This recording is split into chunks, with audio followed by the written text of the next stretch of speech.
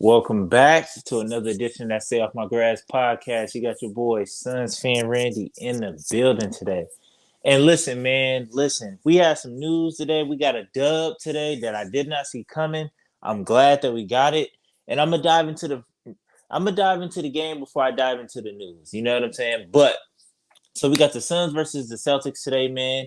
And like I've been saying, in the last video, the word of the day is trust. You know what I'm saying? We got to trust the second unit. We got to trust some of these people on the bench to do their jobs. And that's exactly what happened tonight. I feel like I'm a little frustrated with the rotation because I felt like when they was making a run, I feel like we could have threw in somebody from the bench to be the spark a little bit earlier than what we did. But hey, it eventually ended up happening. And I want to be the first person to say if it was not for this bench tonight, we wouldn't have won this game. You know what I'm saying? Because I feel like the starters all played a little mid. Like Mikal Bridges is starting to become into his own, starting to be able to close. I'm not there on the safety net. I'm not there fully on the trust. Can he close it every single time?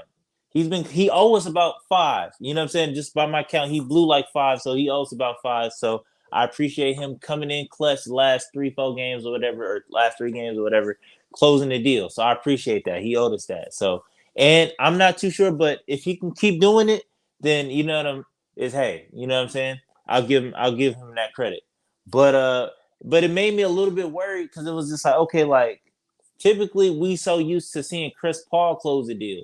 So it's just like I'm a little skeptical. Like, can Chris Paul still close? Like, I haven't seen him really close too many this year. So it's like I need to see a little, like a couple from Chris Paul just to know he still got it. I'm not doubting it. I just want to see it. You know what I'm saying? But anyways, like I said, the bench won us this game. You know what I'm saying? Damian Lee was hitting threes. I feel like Jock was a problem for the Celtics. They didn't know what to do with him whenever they subbed him in. He was playing real big, real physical.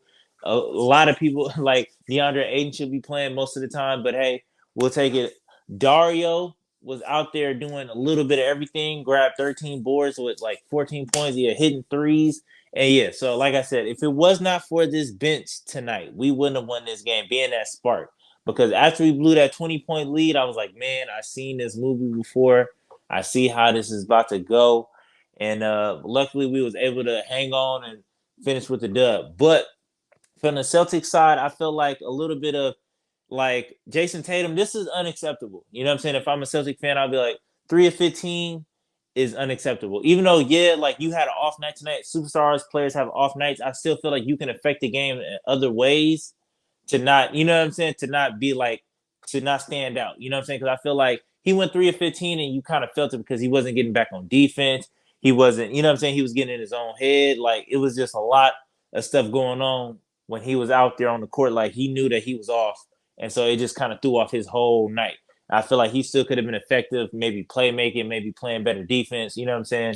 Doing the little things to win, you know what I'm saying? But I feel like, and then Jaylen Brown, like I feel like to me, he played decently. Like he played decently. And shout out Ish for, you know what I'm saying, playing good D on Jason Tatum for the majority of the night. I feel like Jaylen Brown played decent, but I just feel like towards that end, that second half, like his shot selection just got real, real bad. He hit a couple of them, but I feel like that just gave him the green light to just throw up whatever. And I feel like that's essentially just what it was. And that and the combining of them just not being able to hit three tonight. So like I said, it was a good game. I'm glad we came out with it. And I want Monty to trust the rotation players a little bit more, man. A little bit more. You know what I'm saying?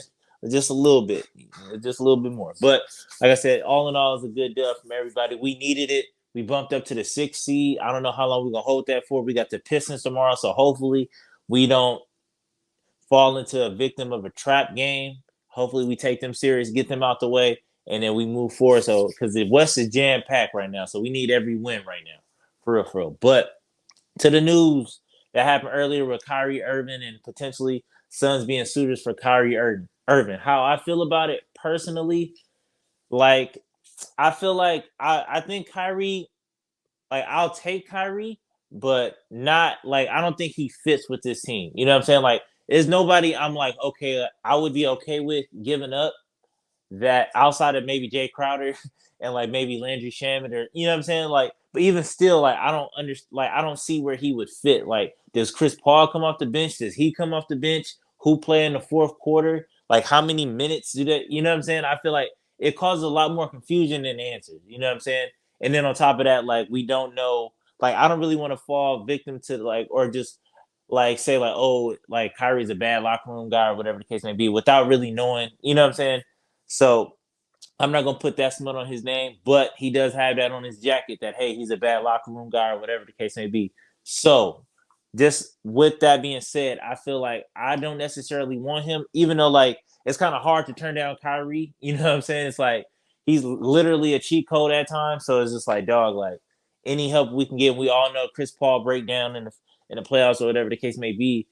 And I mean, Kyrie Irving don't stay healthy himself either. So it's like I said, it's and then on top of that, to add it all off, it's gonna be like a 1 year rental because in my mind, personally, I feel like no matter what happens, he's going to LA next year. You know what I'm saying? I feel like whether it be through free agency or whatever, if they trade for him now, I feel like regardless, I feel like he's going to LA. He's trying to reunite with LeBron. So I feel like it's not worth whatever we have to give up, whether it be Aiton, whether it had to be CJ or McHale or whoever. I don't think it'll be worth it just for like a half a season rental in my opinion, especially if we don't have a championship team like as a whole. You know what I'm saying? So that's my thoughts on Kyrie.